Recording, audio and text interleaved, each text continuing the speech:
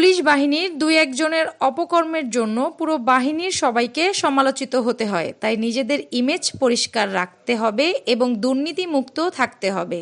এজন্য ঢাকা মহানগর গোয়েন্দা পুলিশকে সাদা পোশাকে এখন থেকেই কোনো আসামি না ধরতে নির্দেশ দিয়ে বলেন, ডিবি পুলিশ পোশাক ছাড়া কোনো আসামি গ্রেপ্তার করতে পারবে না এবং অভিযানও করতে পারবে না। সোমবার স্বরাষ্ট্র উপদেষ্টা ঢাকা মহানগর গোয়েন্দা পুলিশ ও কাউন্টার টেররিজম এবং ট্রান্সন্যাশনাল ইউনিট পরিদর্শন করে কর্মকর্তাদের সাথে মত বিনিময় শেষে সাংবাদিকদের সাথে এক ব্রিফিংয়ে একথা বলেন। এখন আয়না ঘর বলতে কোনো কিছু নাই। এখন আমি খালি ডিবিরে একটাই শুধু অনুরোধ করবো, যে পুকুরটা আছে, পুকুরটা আয়নার মতো পরিষ্কার করে দিতে, পানিটা এই পুকুরটা হবে আয়নার মতো পরিষ্কার পানি। আয়না ঘর বলতে কোনো কিছু থাকবে না, এখানে কোনো ভাতের হোটেলও থাকবে না। আর প্লাস এই ডিবিদের ক্ষেত্রে এইও বলা হয়েছে যে এরা সিভিল ড্রেসে কাউরে অ্যারেস্টও করবে না, তাদের জ্যাকেট অবশ্যই পরিধান করতে হবে, তাদের আইডি কার্ড শো করতে হবে।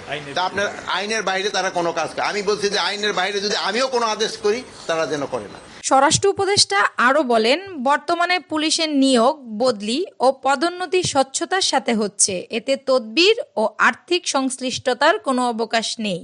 পুলিশ বাহিনীর কোনো সদস্য শৃঙ্খলা বিরোধী কোনো কাজে জড়িত হওয়ার প্রমাণ পাওয়া গেলে তার বিরুদ্ধে যথাযথ আইনগত ব্যবস্থা নেওয়া হচ্ছে। আপনারা এবার দেখেন, এই যে আমাদের এবার এসআই নিয়োগের ক্ষেত্রে বা প্লাস এই যে পুলিশ নিয়োগের ক্ষেত্রে আপনারা বলতে পারবেন কিনা আমরা কারোর জন্য কোনো রিকোয়েস্ট করছি? যদি আমরা কোনো দুর্নীতি করি, আমি যদি কোনো দুর্নীতি করি আপনারা প্রকাশ করে দেন, বাট সত্যি ঘটনা প্রকাশ করেন যে স্যার আপনি ওই জায়গায় টাকা খাইছেন, বলে দেন।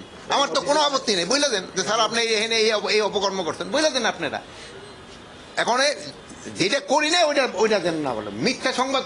যেমন আপনারা এই যে ইন্ডিয়ান মিডিয়ারে কিন্তু খুব ভালো কাউন্টার করছেন, আপনারা সত্যি সংবাদ প্রকাশ করার জন্য আপনারা সবাই ধন্যবাদ পাওয়ার উপযুক্ত। যেহেতু আপনারা সত্যি সংবাদটা প্রকাশ করছেন, এই জন্য কিন্তু এখন আরও কিন্তু ওরা খুব একটা প্রচার করতেছেন না, এখন কিন্তু তাকে অনেকটা কমে গেছে। এরকমভাবে আপনারা সত্যি সংবাদ অবশ্যই প্রকাশ করবেন, এবং আপনারা যদি সত্যি সংবাদ প্রকাশ করে দেন ওই ক্ষেত্রে আমাদের কিন্তু অ্যাকশন নিতে সুবিধা হয়, যে এটা সত্যি ঘটনা আপনারা প্রকাশ করেন। যদি আমি দুর্নীতি করি আপনি প্রকাশ করে দেন। স্বরাষ্ট্র উপদেষ্টা আরও বলেন, আমাদের অনেক সীমাবদ্ধতা রয়েছে, তা সত্ত্বেও আমাদের উপর অর্পিত দায়িত্ব যথাযথভাবে পালন করতে হবে। অপরাধীদের আইনের আওতায় আনতে হবে।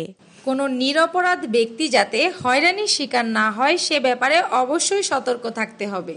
এ সময় উপস্থিত ছিলেন পুলিশের আইজিপি, ডিএমপি কমিশনার ও গোয়েন্দা বিভাগের কর্মকর্তারা। মনিরুজ্জামান তুহিনের তথ্যচিত্র ও পাণ্ডুলিপিতে অ্যানি আক্তার, বাংলাবাজার পত্রিকা, ডিজিটাল।